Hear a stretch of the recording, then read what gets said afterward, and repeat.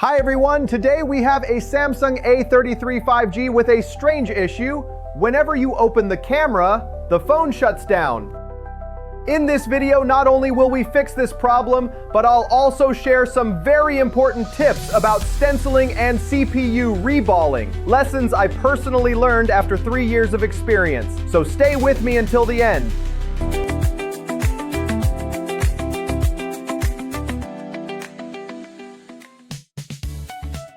The camera's functionality depends on a few factors. First, the voltage supply must be stable. If even one line is missing, the camera won't work. Second, the command lines from the CPU must be clean. One of the most common protocols here is I2C, and I'll explain it in detail in a future video. This phone was a bit strange. Sometimes the camera worked fine, especially after I gave a little heat to the CPU.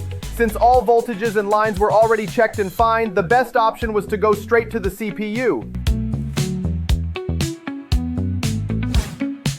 Removing the CPU. I set my hot air station to 370 degrees Celsius with air at 70. By rotating the nozzle, I wait for what I like to call the golden time. That's the moment when the flux starts boiling evenly under the IC. This tells me the heat is balanced and it's the perfect time to lift the chip. No pressure, no rushing. Patience is the key here. Next, I clean the solder with wick but without pressing on the pads.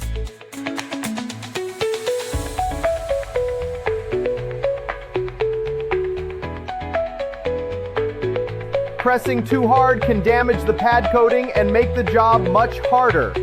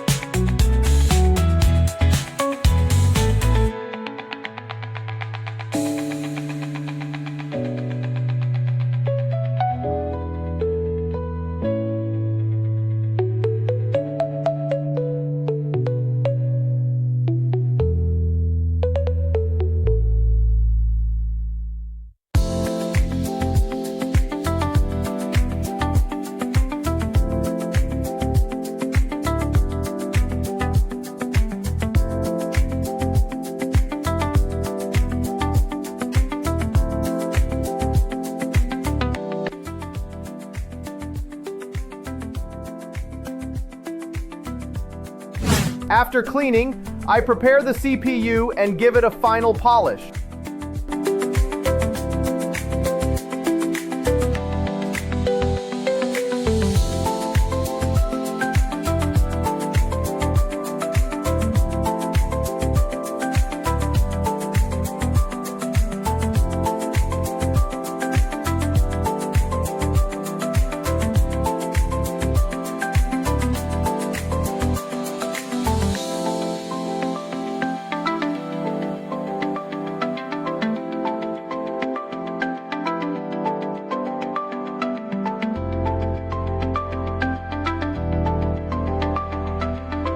Now, stenciling tips.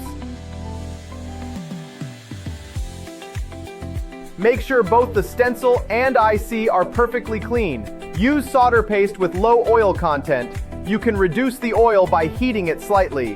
Place the IC on a soft base like a silicone pad or folded tissue. Keep the temperature under 250 degrees and air around 60. And always rotate the nozzle for even heating so the stencil doesn't bulge.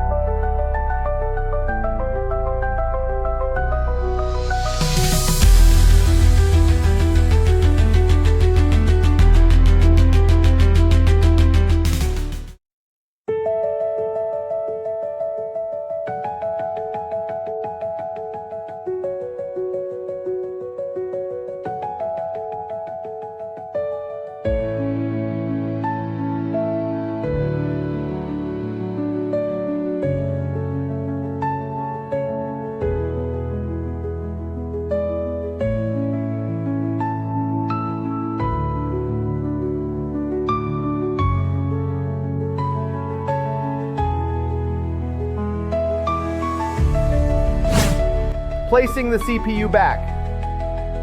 For this step, 350 degrees Cout with air at 60 is enough. The most important detail here is the amount of flux. Too much, and the chip will float. Too little, and some pads won't sit. My recommendation: apply a small amount of flux, then spread it evenly with your finger. That way, the whole surface is covered without excess.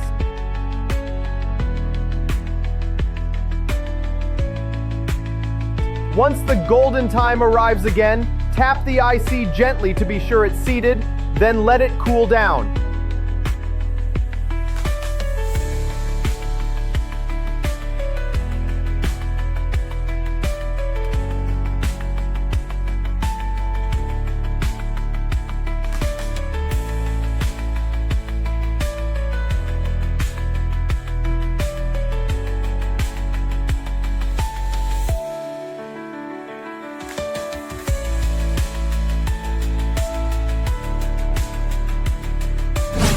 Time for the test, and as you can see, the camera is now working perfectly and the issue is solved.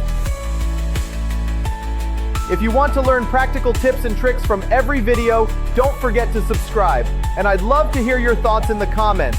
Your feedback helps me improve future videos.